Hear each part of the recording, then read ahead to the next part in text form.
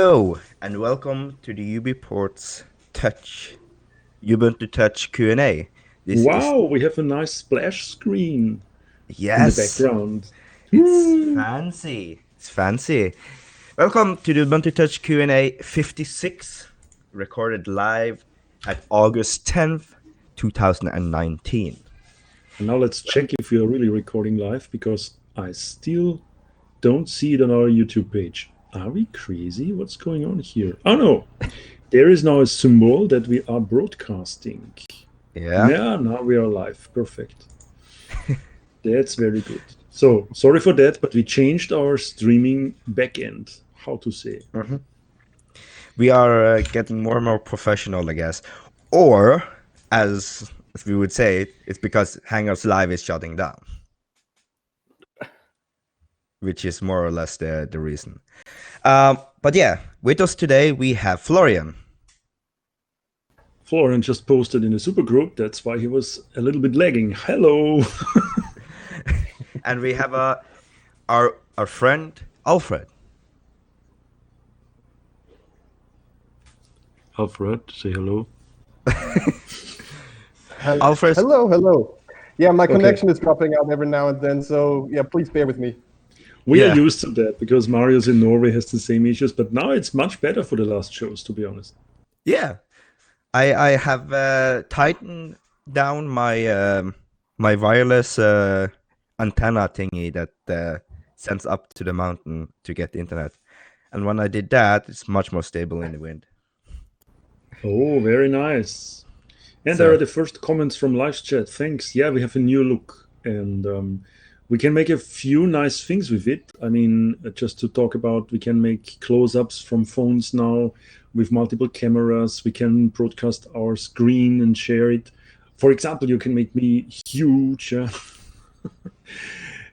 can make May huge, and then we can Like have. this. Yeah. So, yeah, It's pretty cool. I like it. it's pretty cool. Yeah.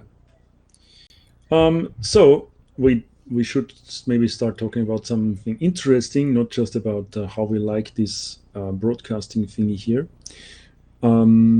Yeah, I think the most important thing that people want to hear is upcoming OTA. What's going on with it? So status of OTA 10, and the So status is very good. yes, the stages have already come to the testing point, and the release date is set to August the 4th, which is 4 days from now. 14th, not 4th. 14, yeah, 14th English. Um, Speaking about August, tomorrow is my birthday. Okay, this came a little bit unnoticed. But yeah, state of OTA 10 is pretty good. I tested it and it's pretty rock solid. And we're heading for the release already next week. Yeah, already. I mean, we had a little bit delays with this or that small bug. We took a long time to fix the camera rotation. Now, hopefully, it's fixed forever. And there are a few things inside that took us now longer than what we planned was some weeks ago. By the way, do you hear any background noise from me? I have to close my window now, I think, because my neighbors are freaking out. So let me finish the sentence. So we got a little bit of delay on the OTA 10, but now I think it's really very nice, and people can be excited about next Wednesday when it should go to stable. Mhm. So So yeah, So let's, while you close your window, I will just quickly go over some of the new features that we got. I think one of the most noticeable is going to be for the Nexus 5 users, where the camera is working correctly. We also have on the Fairphone where the camera is no longer flipped, where it's the right side up as it should be.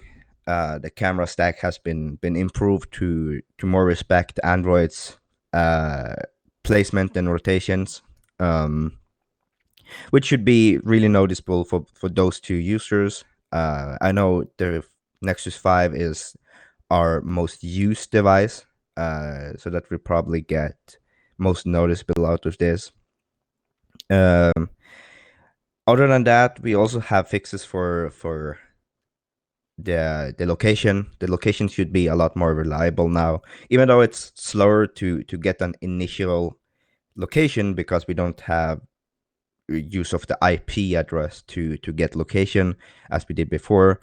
But now it directly uses the hardware's GPS, which should be a lot more accurate, since the IP address was really, really inaccurate, and it wasn't really a good addition else than looking at weather or something like that to get location. I mean, a few people came up and asked me if this is the right decision to rip it out with further improvements in place already with a new one that would make, again, assisted GPS possible and so on. But I always said, okay, first of all, we have to do bigger changes in smaller increments to not break everything. And then we really couldn't continue with that broken stuff at the moment. Plus, it has licenses issues and so. So for me, it's a much better thing now, because even though it takes longer to get a fix, it's approximately up to 1 minute or so, depending on where I am in the city. But on my OnePlus, for some reason, after 1 or 2 usages of location, it would just silently die and I had to reboot the phone. So now this is gone again. Yeah. So I can use it now more reliable. It takes longer. Okay, that's true. But I think we have to make a balance here between problems that we create and problems that we solve. For the moment, we're just shifting a little bit, and we created maybe a problem for some users, but it won't be that long, hopefully.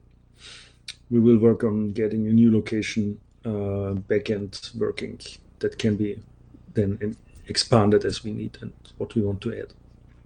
Yep. So with the new location back and that Florian talks about, we will more go the route of assisted GPS instead of IP-based locations as we did before, where assisted GPS uses the cell towers on your phone to triangulate a position based on how far away they are from the cell towers, which is a pretty cool technology. Yes.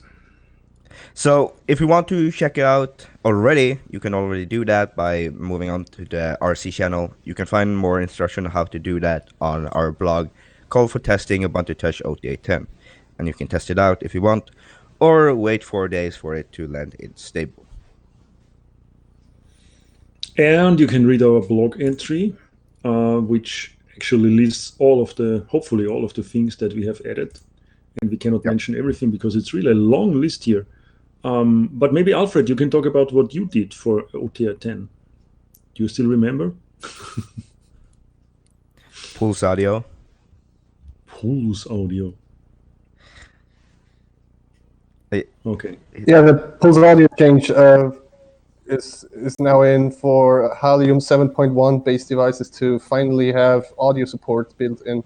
What you need as a porter is to adjust the configuration, and that's all. That's everything that you need to activate sounds on your most favorite device port.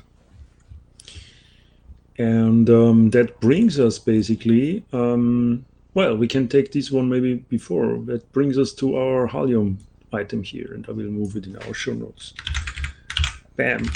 There we go. So now we talk about Halium. So what's going on there? What are among those things, which is, okay, sound is nice, but what else you can talk about? Bringing our beloved Android devices to Ubuntu Touch more closely.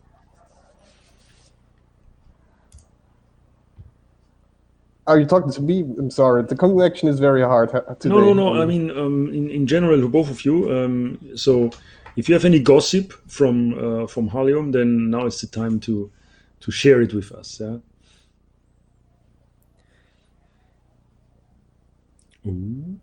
Ooh. Well, Alfred is connecting it out. I can fit in here.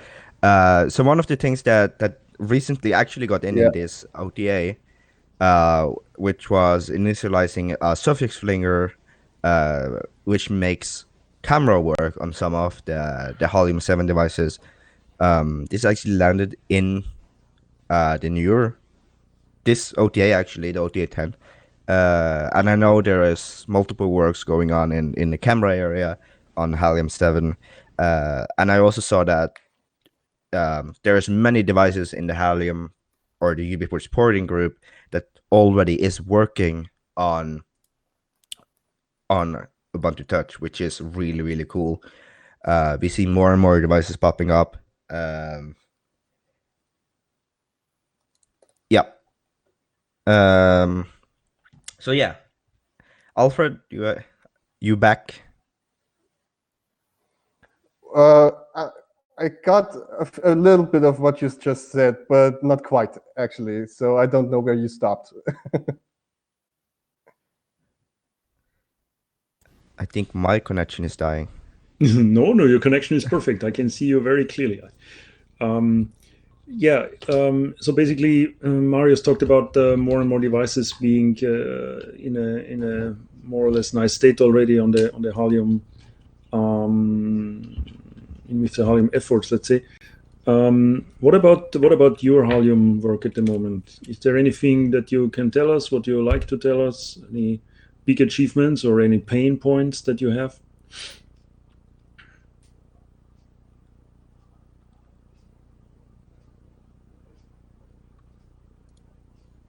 I think we're talking with the North Pole. It has a lot of delay. Oh, my internet just had a brain freeze. Okay, we're also not sure if this might be related to our new streaming infrastructure. It can be, so forgive us if we have this first show with the new technology, which is called lightstream.com. We have to practice a little bit. But actually, it worked. So in the test, it worked quite well. So I don't think it's really a technical issue on their side. So Alfred, are you back with us? I can see you moving. I can hear you now. Let's hope that the connection stays somewhat stable. Okay. Did you get my question? Now it's back down to 0. Okay, perfect. So you didn't get my question. No, I didn't. Okay, so basically, I was just asking if you, for your porting efforts, if there is anything new, any achievements or any pain points that you want to share with us from the last weeks. On my personal porting device is the Sony Xperia X, and what the current state is that we have a little bit of sound issues due to changes in the components that we ship in the Halium image. So there are new components like the mini audio flinger and platform stuff for rotation and stuff is currently holding us back with audio. So this is one of the last issues we were having right now, apart from calling.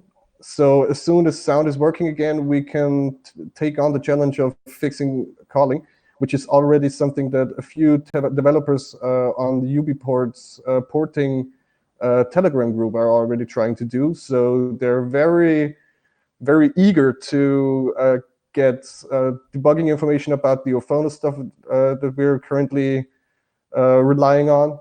And so as soon as those, let's say, efforts merge into one, we can clearly say that the calling support might finally land. So it's still a big question mark. So we're not really sure when it's going to land. But at least there are now a few people working on it, and this would be one of the few things that we have open on the Sony Xperia X. We also had some new activity in what was it on the Halium side to merge a few changes so that new hardware capabilities that were formerly exclusive only to the Sony Xperia X are now shared across all devices that use Halium 7.1. So the multimedia stuff like a Media Hub should work out, rotation should work out now, and a lot of other platform stuff. So The changes that we've done on the Xperia X are now also available to all other ports as well. That's about it. I hope my connection didn't drop out. No, that's perfect. Nice. Yeah. Really, thank you for your update, because that's more than I knew what's going on. So that's really cool. Yeah. So now that Holium is going really great, I think I can segue over to the new Unity 8 and Mir, as we are doing that also in parallel with everything else. So both me and Dalton has been hacking along at these for quite a while now. And we are getting to a point now where I'm using it as a daily driver, and I know Dalton is using it as a daily driver, and multiple people I see starting to use it as a daily driver. And we start getting to a point where we are comfortable moving it over to Devil. This is something we had discussed for a while, and this is probably something we'll do closely after OTA 10 is out. The reason why we really want into Devil is to start getting more eyes on it, since it's now to a point where we can say it's stable enough to be on to be a daily driver for Devil people. It's not stable at all. It needs a lot more testing to get that point, but at least it's to a point where we're comfortable moving it to Devil.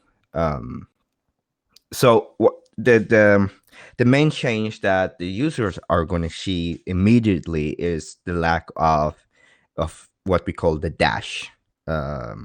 So this is a major re-ramp of how the phone looks like, or how people think a phone looks like.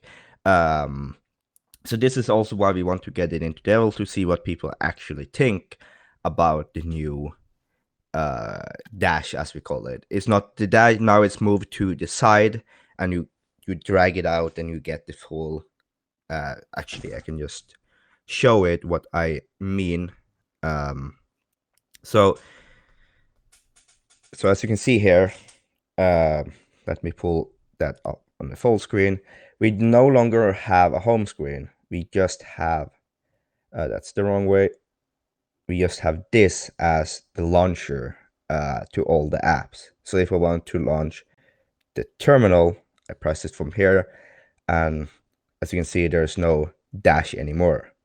So as Fruity Team says, from dash to drawer is pretty much the correct word. So of course, this is going to be a notable change to many people, but it's still kind of the I can't speak.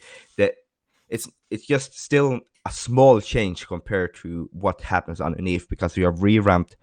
Then it's completely new mirror. It's now using something called Mirror All in Qt Mirror. Qt Mirror is completely revamped, and there's a lot of new functionalities and stuff under the hood that would not be noticeable immediately to the user, and something that we are preparing for later on, like Wayland support and stuff like all that coming along nicely.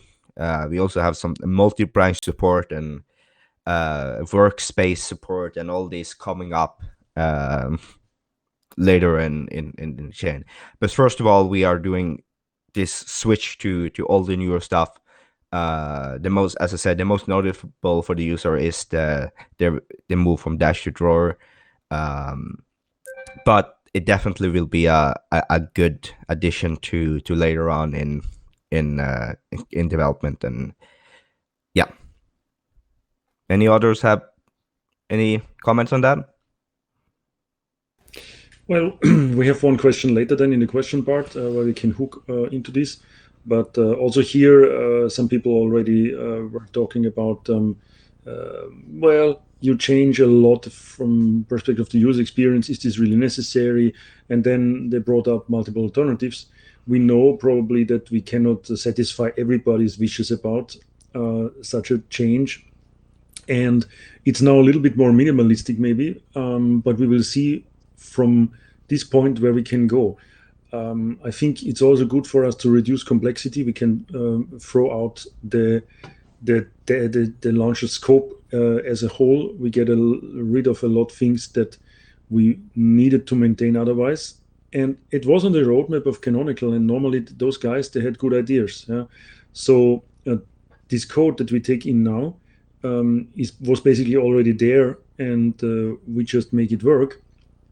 And so we shouldn't throw away this thing when it's already there. We just should give it a try. Yeah? The major advantage for me will be the search function, because you have now a small box on the top where you can type a search word and it will find the app by title, for example. If you have a lot of apps installed, that's sometimes quite helpful. And it's a very clean look. Of course, it's a little bit reduced from what other phones have and what we are used to have now on UT for a few years. But don't beat us for removing the whole app scope as a whole, and instead coming up with just this. But let's see how we can make things possible from here.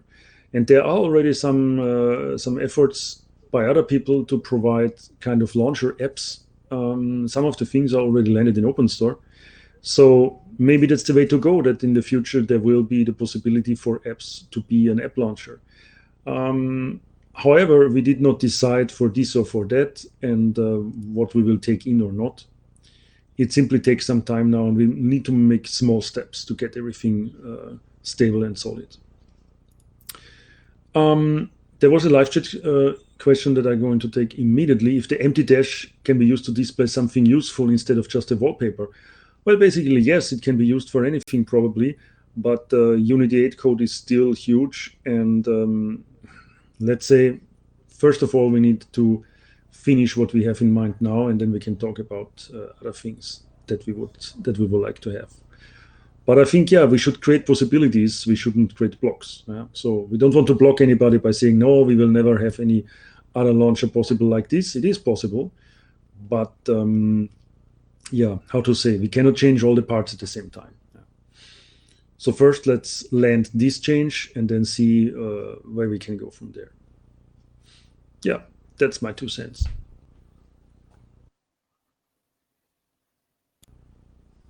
So, and then, yeah, anything else for Unity 8? Nope. I think we got it pretty clear. Yeah. There is a small news from me. Also, there is a new teleports update already again coming to QA, and we will release another version in a few days probably. So while we didn't release for a long time, you had now one new version last week on Saturday or Sunday or something like this. I don't remember when we actually released. And now we're doing a second small increment release, and we will try to keep up the release cycle a little bit more tight now, because there are a lot of things in the queue that we want to have. And one of the most wanted features we can finally deliver now is that the view of, if you enter a chat, the view will be positioned on the last read message or the first unread message, and you will finally be able to start reading from where you left.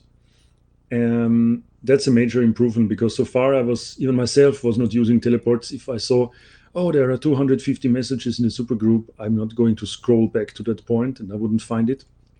So by having that unread messages location now pinpointed, we can really say, okay, that's nice for also reading in groups and with high traffic and so on.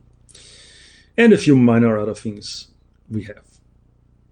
We are also working on voice and video note support. So this is basically these cool features from the official apps where you can record yourself with the camera for a short note and talk with other people like that. So far, teleports did not support this directly. So in the first step, we are able to receive already voice and video notes. In the second step, we will try to send them. Let's see what happens. And then I made a poll about the most wanted feature. what people think. And now let me just scroll back to the poll. And my God, it's already gone. Here we have it. 61 people answered, so I'm going to close it now. Actually, where I can close it? Oh, damn it. I have to find it where I posted it probably, right? Ooh. No! No, no, no, no, no, no, no, no.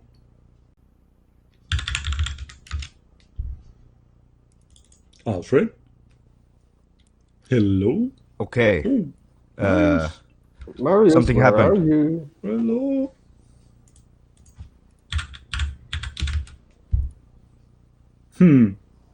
Hello. This Something can is happen going on. sometimes. Hello. We are live again. Oh, God. Very cool. Oh, My internet is dying. Okay. so it's not just yours. Oh god. I So don't know now- why. Yeah, it's still there.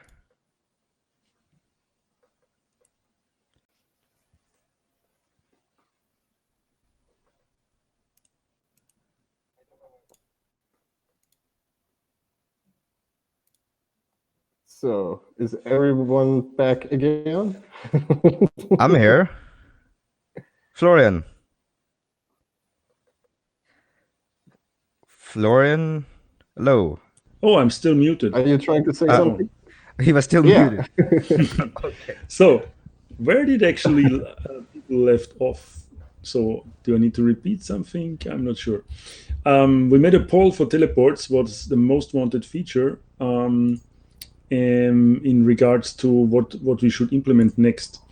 Currently 61 people have participated. I'm just looking if I can find it here. Yes, it must be here. Well, I cannot close the poll, which is really strange. Okay, I have to answer it maybe myself. I click on one of the options. Bam! Okay, so actually the distribution is very even, but the most wanted feature is sticker sending and being able to send files from other apps. So that means that we integrate the Content Hub completely. And then the third one would be the user contact list. So yeah, sticker sending, we know it's a missing feature of teleports, and we always cry when we want to send a sticker. So I can hear the people, and we will put it probably on top of the list. And for the Content Hub exchange with the other apps, yeah, we know we can only attach things with the attach button, but not from, if you have gallery, for example, open, you cannot press on the share button and the teleports option is not there in the app selection. We will try to get this done. Okay, very cool. Thank you for participation on the voting, whoever voted. Yeah, that's about teleports, sneaking myself in. So, shall I do the Dalton sponsoring part? Yep. Go for it. Okay. We say thank you to our sponsors, which can be companies or single persons. And unfortunately, this week, I don't have a list of our primary sponsors that we try to mention every week. So I'm doing a generic announcement, which is we are thanking our institutional sponsors like Smooth, Private Internet Access, DigitalOcean, Packet.net. Did I forget someone here? Well, there are some new guys here. I'm not quite sure. Gardner and Associates, Tixia, and Talentplot. Thank you very much. Also, thanks all the patrons and single sponsors, persons that have donated to us. We really appreciate everything we get. If you want to sponsor, but you don't yet do, then you can just go to our webpage, ubiports.com/donate, and find all the instructions there. Yeah, very nice. Yep. There is a Spanish conversation going on in the YouTube chat. Okay, I cannot follow it, but it's okay. So, which will open the question part probably for us. Okay, so there is also this launcher question that I said before we want to hook up with the Unity 8 discussion. I'm just going to read it because it's so nicely crafted. It's a longer question from Total Sonic. The launcher module alternative app launcher and dash replacement posted in the open store shows some very promising design features that for some of us seem to like it could be a superior option to the current app scope, as well as the Edge Channel app drawer launcher that is going to replace the app scope.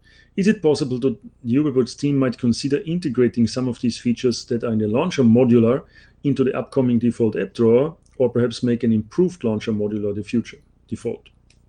Yeah, that's what we said before. Alfred is also gone now. Did you try any of the launcher replacements already, like Sprint? I have tried them, and Okay. I do like them. That's the thing. We really would like to implement everything that people want. But the thing with this release is that we need to take one step at a time. We need to go more carefully and start seeing what's possible, what we can do, and how we can do stuff. So it's all a learning process, and we're always listening to what people want. And this is also the reason why we want to move this into Unity, no, to Devil, so more people can actually try it and see if they like it or like it not. Because the thing with the new drawer is that it's hard to like it before you try it. I think that's a little thing with it. I also was really skeptical with not having a home. Alfred asking, where are Marius? I'm here. We can see you again, Alfred. Yeah, I can see you too, Alfred. Awesome. Yeah, connection dropped out. I'm sorry. Oh. Okay. So back to what I was saying about launchers. The thing with launchers is we also need to have a good way to integrate them into a desktop environment. I think that's where the biggest change comes from, especially with moving to newer version of Unity 8. It's how we are going to make it work both in desktop and mobile environment. But first of all, as I said, we will try this out, see how it goes, see what people like about it. And also, I just got a message from Dalton saying what, because I know he doesn't want a new launcher. So hello, Dalton. But yeah, so stability is number one priority. I think is what's great. And Fu's team just said it also. Stability is the first priority for now, and it definitely is to get everything working, see what's working, see what's not working, see what bugs we have, see how far we are in getting it to stable. I think that's our first priority, and then we'll see what will happen. But I think many people will be surprised how good the new launcher is, or as you call it, drawer. So let's see what happens. Nothing is decided yet. We're always listening. So yeah. Yeah, I think that's exactly what we wanted to bring over. That the feeling is there that we want to have more stability first before we change other parts that are somehow connected to what we are changing now. Normally in software engineering, it's always like if the more you change, the more bugs you produce, and the more regressions, especially. And regression bugs, meaning bugs that break things that already worked, are the most frustrating ones for users. If you have a new feature and it's not working perfectly, then everybody says, okay, they will need a little bit more time, or, well, I didn't use this feature until now, so it's okay. But if you break existing stuff, then everybody is really depressed about it, and we don't want to disappoint people too much with too many regression bugs. And it will also make our release cycles harder, because the more we change, the longer we will take for OTAs, and we wanted to increase the speed of OTAs at a certain point. So yeah, I think that's enough said about changes to the launcher.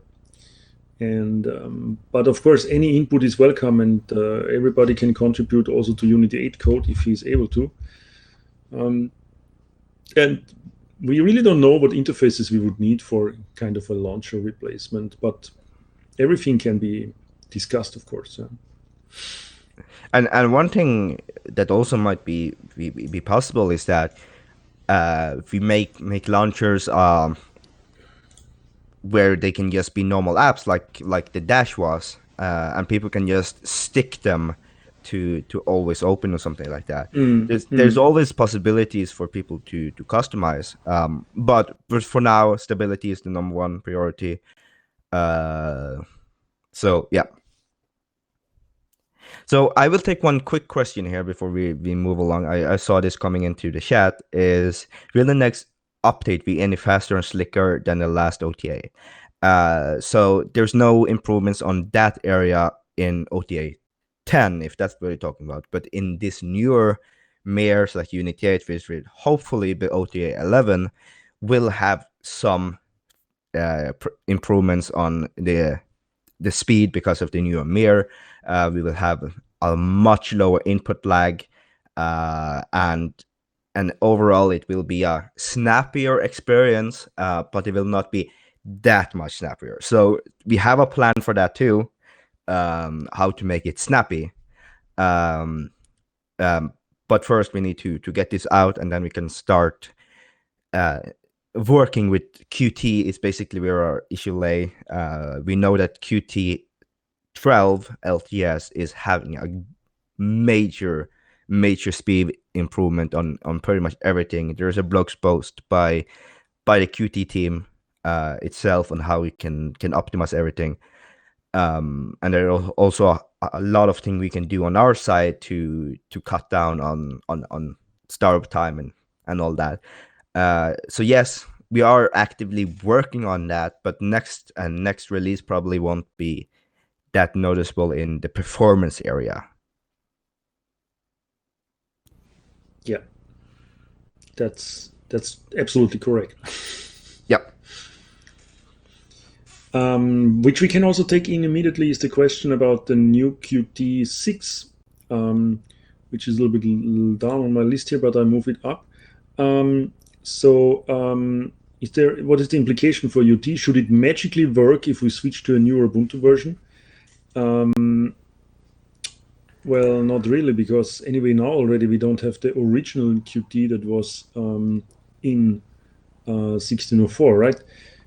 Mm-hmm. We have our nice package architecture where we can basically slipstream everything inside that we want, even higher versions of things that are not in official Ubuntu repositories. So we did it already for the actual Qt version. We will probably do it for the network manager, the Blues daemon, and all this stuff where we want to build upstream versions that are higher than the current released ones from Canonical. So I think if we ever want to have Qt 6.0 in, we will probably package it and just put it inside and see what happens. We are not depending on what Ubuntu is shipping for the current Ubuntu version. Yeah, I hope that answers the question. The consequence for the moment is it's announced. We won't jump to it immediately because it for sure will break a lot of things. But and the second thing is we stay on the LTS. That's basically what we always said. So I don't know if 6.0 will be an LTS release. Probably not. We wouldn't. Yeah. Probably not. Probably wouldn't move on a 6.0 then if it's not LTS, and that's the reason why it doesn't matter so much at the moment. And also, we have to keep in mind that Qt6 is still in a planning phase, and we don't know how different it would be. Yeah. If it is like the upgrade from Qt4 to Qt5, which was a major upgrade, it will take us quite a lot of work to port it. But in their blog, they say there would be Qt Mir, for example. Yep. There would be Qt Mir, for example, which would have to be adapted. All the applications would have to be recompiled. So it might take, first and foremost, it might take a long time for us to adjust, and the app development space also will have to adjust as well. So it might take some time, not only on the side of UBports, but also the developer community who develop apps for Ubuntu Touch. Yeah. So yeah, this will be a long process, and it won't happen. I don't think even it will happen before probably a year from now, before we even start thinking about it, because Qt is not releasing the first version before next year, start of next year, and then they need to mature, get an LTS, and then we will start doing the upgrade. So it's way too early to think about that right now. But for now, our focus will be next on 5.12, which already have major improvements, and I think will benefit us greatly. So yep. Okay, very nice. And this question was from Orzi. Orzi? Well, sorry for spelling your name wrong. Actually, there is one about the more generic decision-making process for new features from Flavor. How do you take decisions about investing in new features versus fixing existing bugs? And shouldn't the officially supported devices as ambassadors of the OS be more stable? I really love the project. I use it on my primary device, but I'm a tech person and I feel like the OS isn't stable enough, at least on the Fairphone 2, to be recommended to Joe Average. Do we plan to focus more on polishing the current features on officially supported devices? And I think the answer is when we have people working on those features that are pain points, then yes. So currently, the good news for Fairphone 2 is at least that Rajanan has logged in on this device and started to fix a few things, like the camera rotation. Then the stereo signal was swapped and a lot of smaller things. I understand, or I can really feel that yes, we have still a few things on the official supported devices that are not so nice, like this Wi-Fi switch on the Fairphone. When you switch to airplane mode and you come back, then you have to reboot your phone to get things working as they should, and so on. I really see the problem, though, that for some of these problems, there might be necessary to investigate for a long time. Currently, we have a lot of topics that are benefits for all devices, like we have now this Unity 8 upgrade and these mirror changes. And we are looking onto non-Android phones like Pine Phone and Librem 5, and we also have to make a progress there. Yeah. I think it's always hard to decide, do we take in new features or we fix older stuff? But we also need to see that we can come forward with these new things that we need to do in order to, let's say, not lose the connection to other projects. Like if we want to deliver a software for the Pine Phone, we have to do it sooner or later because they will ship it probably end of year. And now they send again sketches from the case. It looks already very nice, so I think they can keep the promise. So, well, I would say the decisions are always disappointing, either this or that guy. Either somebody is disappointed because we are not working on fixing old bugs, or the others would be disappointed if we are not working on the new phones. So yeah, bear with us. Like Alfred said before, it's not easy to decide on these things. But I can see clear improvement focus now for improvements for all devices and for future devices, and trying to fix device-specific issues when there is time in between and when we have resources for it. But as I said before, thanks to Rajanan, the guy who is actually our Android ninja, let's say, he is very capable of analyzing stuff and coming to the right conclusions. So we will try to continue putting him on a few of the old bugs and see what he thinks. Yeah, maybe we can find a little bit more solution.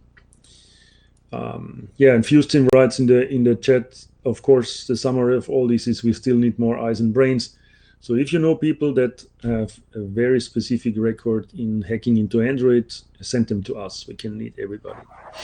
Well, don't send a package with just eyes and brains. That won't help.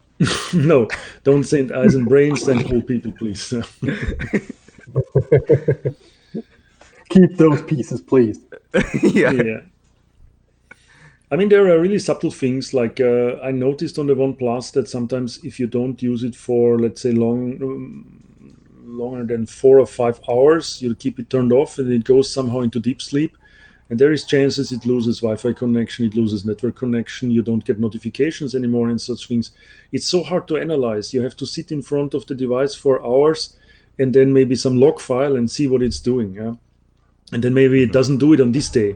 So on the next day, you're sitting again 4 hours in front of the device, or it's really hard if you're not a full-time employer of a company to focus on that. Yeah. Okay, so I know this is not a full answer to the question. Maybe that's not what you wanted to hear, Flavor. But yeah, let's say we keep us ourselves busy. We try to keep us very busy, and we hopefully stumble upon one of those Fairphone 2 bugs for you in the future, in the near future. Mhm. Okay, there are two more on my list. One was from live chat. When Ubuntu Touch will switch to 1804? Well, Marius, that's So, for you. oh yes. So this one is a tricky one. Because of System D. Hate it or love it. That's where probably we are moving to at some point. But some of our older devices will have to stay because of the requirements to upgrade to System D is it has some extra kernel things that it needs, and it will be hard for us to fully upgrade that on all the current devices. So there we'll come back into place where we have legacy and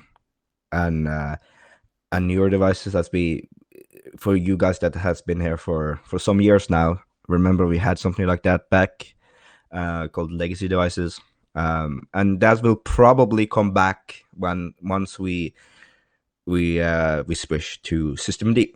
And also one of the things that we also need to take into consideration is that on Xenial, Canonical still had a bunch of touch stuff in the archive, but all that got removed in Bionic, which means that we need to bring in a lot more stuff that we didn't have before. We need to build it ourselves.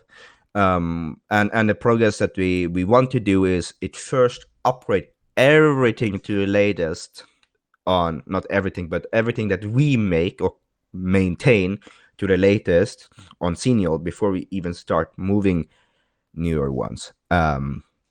So we probably won't even go to 1804. We probably will go directly to 2004, as that will come out in less than a year from now, and that will be the next OTA. No, next LTS that will jump to. So yeah. So one thing that I see here, can the foundation ask BQ for necessary pieces for System D? So there's not much BQ can do else than upgrading the kernel. That's where it comes from. Kernels are getting ancient, and we are no way of upgrading those kernels. Of course, we can backport them, cherry patch them, and everything. But that will be a major work for everyone. Of course, it might be easier to do it on some devices than some others, but most of those devices will be really hard to do. I know Canonical did some of the work on some of the devices, so we might be lucky there to just carry on what Canonical did. But one of the example is probably this device here, the Meizu MX4. Will be a hard one to bring in due to the aging kernel. But I know Canonical did do some work on the BQ devices, but we are not sure yet. But I'm pretty sure we will leave some devices behind, at least initially. We might get community stepping up and say, "Hey, I want to do this kernel patching," and yeah, then we can bring it further along. But also, we need to get to a point where how old can a device be before it's no longer official? Because being an official device requires a lot of intention testing and all that. And with our limited team already, we will need to get a lot more help from the community to do that. And sure, that could be an option.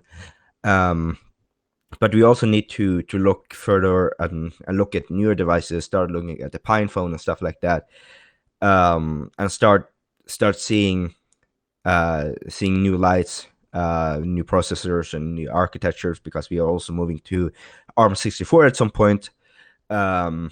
So we this is still up for discussion. It's just ideas putting out there. But I in my opinion, my guess would say that those devices will probably not move further than Xenial. But who knows? It might be easier. It might be really simple to move to System D. But I don't think it was, because then Canonical would do it already. And my limited attempts at moving to System D was horrendously failed. So yeah, keep in mind that Xenial was actually System D based. We just ripped out System D and made it Upstart because we couldn't do System D. So keep that in mind. Yeah, I think that's a good explanation. And we love every user, so we don't want to just drop support for the old devices just so, Yeah. or without really having to. So as long as 1604 is supported, we also don't have that much stress. And that's actually 2021, 20. What is LTS end of 1604? 5 years, 21. Yeah. So until 2021, we should get updates for 1604. So that's another 2 years where we have a lot of time to think about what we are going to do. Yeah. I think one of our biggest achievements was moved to Xenial because it was an LTS. And I think that's still a valid place to be. Actually, it as end of life 2024. Good. Wait, No, that must be. No, that's extended support. Okay, so Yeah. end of standard support is April 2021. Okay. Yeah. Okay. Yeah. There is one more question, and probably I have to take it because nobody else knows the answer. Barnol is asking that I mentioned some Q&As ago that I had spoken with some people at the FOSDEM about the possibility of having a Tor button. Have they shared the know-how about how to implement this in the OS? Basically, it's not just will not be just a button where you press Tor on and then everything goes via the Tor network. So it should be a little bit more configurable probably, but yeah. Unfortunately to say is that there is not much progress here, mainly because we first wanted to upgrade Network Manager, and probably we have to hook the any Tor proxying also into the Network Manager thing. So yes, we definitely need a new Network Manager, newer than what we have in 1604. And we are still working with Network Manager people into this direction. But it's not that easy because also here Canonical made a few special patches for phono support, and it's not a non-standard network manager at the moment. So I think until we have this in place, we also cannot proceed with any things that are building on top of networking, like a Tor proxy thing and so on. So yeah, that's the current state of that.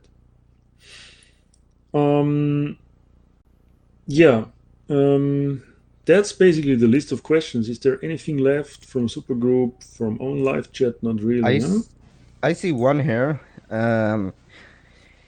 Why would you patch a vendor kernel rather than going mainline? Oh, yes. Yes. You have 4 minutes. I have 4 minutes, and I think one word that first team is saying drivers is really, really valid. So for us to move to a mainline kernel, we would need to first of all, we need to make that kernel work on that device, which is not that easy in the first place. But believe it or not, that won't be our biggest challenge. Our challenge will be to get the drivers working, since they are not open sourced. We cannot modify them. We cannot see how they work. So we will basically need to have a compatibility layer with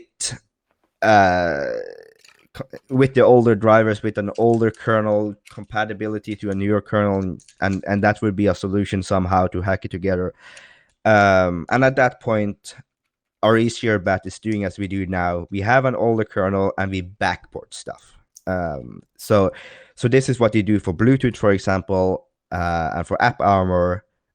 We backport existing stuff from the newer kernel and then replace those things separately from the kernel, and let the drivers have their way of doing stuff. So this is one of the major point of the PinePhone and LibM5, is because they ship with the mainline kernel, because the chip that they use, most of them actually runs on GNU/Linux hardware already, which makes it easier for us to use those, as those are more made for the embedded place, like chips, like I had one here yesterday, like small chips like the Pine board and those things, and those run Linux by default, and the vendor that make those chips make the drivers available on those platforms. But phone manufacturers and phone chips in general doesn't make any support on Linux at all. They just make it Android supported. And with that comes those crappy drivers that we have to put up with. And that's the reason why we can't upgrade. We simply can't. I think that's where it boils down to. Even if we wanted to, we can't. It's literally mostly impossible. Then it will be easier for us to re-engineering the drivers than making a kernel that works with the newer ones. It's quite a task. Exactly, and we all know how backporting tasks are nice and easy. And even for AppArmor patches, it's not so easy for our porters. I can see a lot of questions. If you go through the Halium channel for UBports porting, most people struggle extremely with backporting AppArmor patches. So it's only a small part of the kernel and already creates a lot of problems. So you need to be good with backporting, and even myself is not very good with that. Mainly because I cannot handle all the Git history, but that's another department. Okay, not talking about my deficiencies here. That's all the questions from the forum. So yeah, we are exactly on the hour, and that was a wonderful Q&A so far. Yep. I think minus the network issues. Yeah, minus the network issues, but we have Yeah. a new shiny background splash image, and that all weighs up to if we are having network issues. We can have nice graphics like "Stand by, we will be back in a minute." Yeah. If we all drop out. Hopefully we don't run into those situations. Yeah. I think almost. I'll send you a cable, Alfred. We can span it across the street somehow. Oh yeah, Cables are We always might better try. than Wi-Fi. we might have. Yes. Okay, thanks, guys. Okay, It was a it was a pleasure. good Q&A. Good Q&A. And we'll see you over at the UBports party room at Yes. Appearin. You know the So- URL? You know the URL. Maybe not. Bye. Bye. Okay, we will post